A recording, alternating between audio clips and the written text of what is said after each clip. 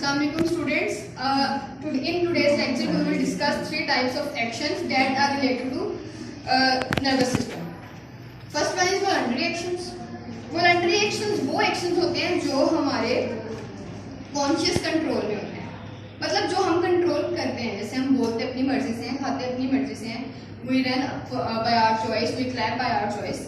उसके बाद involuntary action है. इनवॉलंटरी एक्शन वो हैं जो हम कंट्रोल नहीं कर सकते, जो हमारे कंट्रोल से बाहर हैं, जैसे कि हार्ट बीट खुद होती है, वो हम कंट्रोल नहीं करते. उसके बाद रिफ्लेक्स एक्शन. बच्चों रिफ्लेक्स एक्शन एक ऐसा एक्शन है जिसको मैं आपको एक एग्जांपल के थ्रू समझाऊंगी. फॉर एग्जांपल आपके हाथ में चोट लगी है या आपने को फॉर एग्जांपल कोई गर्म चीज को टच किया, आपका हाथ फौरन पीछे जाएगा. ये जो फौरन हाथ पीछे जाता है इसको हम कहते हैं कि हमारी बॉडी खुद ब खुद रिस्पॉन्ड करते हैं स्टिमुलाई को, और वो ये क्या है, ये है रिफ्लेक्स एक्शन. आगे the next system which we are going to discuss is excretory system. आपको पता है कि जो खाना हम खाते हैं वो ब्रेक डाउन हो जाता है बॉडी में जाके, वो बॉडी में ब्रेक डाउन हो जाता है, तो यूजफुल और जो यूजलेस सब्सटेंसेस हैं वो सारे यूजफुल, जो यूजलेस है वो टॉक्सिक भी होते हैं हमारे लिए. अब वो जो है वो हमारी बॉडी से रिमूव होना बहुत जरूरी है. वो रिमूव कैसे होते हैं, हमारी बॉडी में अल्लाह ताला ने एक प्रॉपर सिस्टम रखा है जिसको हम क्या कहते हैं, एक्सक्रीटरी सिस्टम. एक्सक्रीटरी सिस्टम क्या है जी, उसमें किडनीज, यूरेटर्स, यूरिनरी ब्लैडर और यूरेथ्रा. अब मैं आपको एक डायग्राम इसके स्ट्रक्चर से समझाऊंगी कि इसमें क्या है. सबसे पहले किडनी, यूरेटर जो है वो किडनी से लेकर अब जाएगा जो है यूरिन वो यूरिनरी ब्लैडर तक. उसके बाद इसके साथ साथ इधर भी यूरेटर, और जो ये है ये ब्लैडर है, ये जो कुछ किडनीज में होगा वो सारा यूरेटर के थ्रू इधर तक जाएगा और ये इसको कलेक्ट कर लेगा और बॉडी से रिमूव करवा देगा. नेक्स्ट बच्चों, जैसे मैंने आपको बताया था कि ब्रेन जो है नर्वस सिस्टम उसका एक यूनिट है जिसको हम क्या बोलते हैं, न्यूरॉन बोलते हैं, स्ट्रक्चर एंड फंक्शनल यूनिट. उसी तरह किडनी का भी एक स्ट्रक्चर एंड फंक्शन है जिसको हम क्या बोलते हैं, नेफ्रॉन. ह्यूमन बॉडी ये तो आपको बता चुकी मैं कि उसके दो किडनीज हैं, ये सब कुछ. अब आपने देखना है कि जो एक किडनी है, किडनी के अंदर का स्ट्रक्चर क्या है. ये किडनी है, किडनी के अंदर क्या क्या प्रेजेंट है इसमें आपने देखना है. सबसे पहले आपके पास क्या है, नेफ्रॉन. नेफ्रॉन जो है वो बेसिक स्ट्रक्चर है. इसके अलावा इसमें रिनल कॉर्टेक्स, रिनल मेड्यूला और renal pelvis. Renal cortex outermost region है, रिनल कॉर्टेक्स. उसके बाद इसके अंदर रिनल मेड्यूला है, ये मेड्यूला, और इसके बाद रिनल पेल्विस है, ये जो खाना है. उसके बाद आपने देखना है नेफ्रॉन. नेफ्रॉन क्या है जी, फंक्शनल यूनिट्स ऑफ किडनी. अब नेफ्रॉन के जो पार्ट्स हैं वो दो हैं, एक रिनल कॉर्पसल और रिनल ट्यूब्यूल. रिनल कॉर्पसल में सबसे पहले क्या आता है, ग्लोमेरुलस. ग्लोमेरुलस ये ग्लोमेरुलस है जो वुमेन्स कैप्सूल के अंदर इंक्लोज होता है.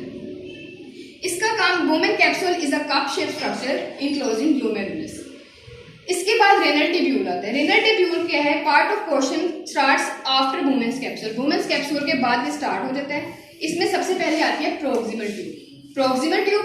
प्रोक्सिमल ट्यूब से the part of renal tubule is again coiled and is called distal tube. ये जो पहले आती है प्रोक्सिमल ट्यूब, इसके बाद जो नेक्स्ट कॉइल्ड ट्यूब है उसको हम बोलते हैं डिस्टल ट्यूब.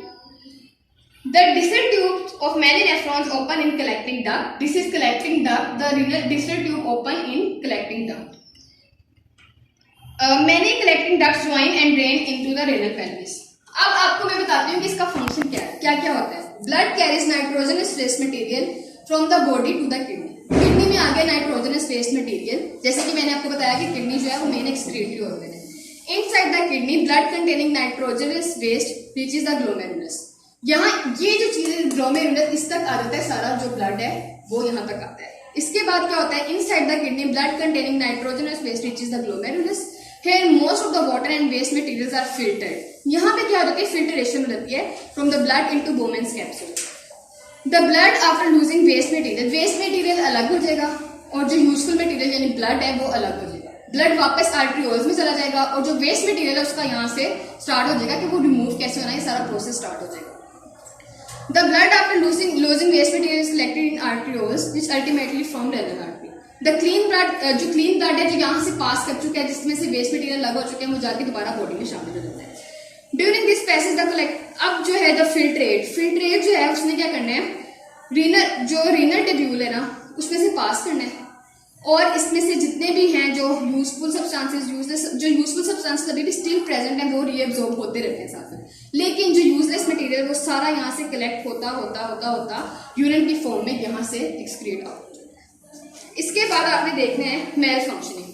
बच्चों आपने सुना होगा कि मेल किडनीज के अक्सर प्रॉब्लम्स होते हैं लोगों को, like kidney stone, kidney failure, बहुत सारी ऐसी चीजें हैं जो हमारी जो डाइट की वजह से भी हो सकता है, और ये कुछ जो ऐसी बीमारियां जो वैसे भी जो लोगों को होती हैं, और ये जो किडनी स्टोन है इसमें सबसे कॉमन ये है। और इसको रिमूव करने के लिए लिथोट्रिप्सी एक है ऐसी टेक्निक जिसके थ्रू ये जो है स्टोन को ब्रेक कर दिया जाता है। उसके बाद रीनल फेलियर भी होता है। रीनल फेलियर क्या होता है कि मुख्तलिफ वजूहात की वजह से हो सकते हैं, जैसे डायबिटीज है, हाइपरटेंशन है, इसकी वजह से रीनल फेलियर हो जाता है, जिसके दो इलाज होते हैं, एक डायलिसिस, एक transplant. Transplant is the last stage, जिसके अलावा और कोई ऑप्शन नहीं रहता जब तब ये ट्रांसप्लांट होता है। डायलिसिस क्या है? ब्लड को पास किया जाता है डायलाइजर से, जिससे वो क्या होता है जी, ये रेगुलर रूटीन के मुताबिक होता है, कुछ डेज फिक्स है, 15 डेज, 1 मंथ एक्सेट्रा। इससे क्या होगा, इससे क्या डायलाइजर से पास किया जाएगा ब्लड को, और ब्लड जो है उसको नाइट्रोजनस वेस्ट रिमूव कर देगा और उसको जो है वो अलग हो जाएगा। अब जब सब डायलिसिस से भी काम नहीं बनता, जब डायलिसिस भी फेल हो चुके होते हैं, अब उसके सर्वाइवल के चांस बहुत कम होते हैं, तो लास्ट स्टेज होता है ट्रांसप्लांट, जिसमें किडनी ट्रांसप्लांट की जाती है। एक डोनर होता है जो किडनी डोनेट करता है हेल्दी पर्सन से। आपको पता है 2 किडनी से और एक किडनी से भी इंसान सर्वाइव कर सकता है। तो जो डोनर होता है वो अपना किडनी ट्रांसप्लांट करता है, अपना डोनेट करता है, और जो रिसीवर है वो उसको मतलब डॉक्टर उसको कर देता है, और वो इंसान प्रॉपर फंक्शनिंग उसकी किडनीज करना स्टार्ट हो जाते हैं। Thank you.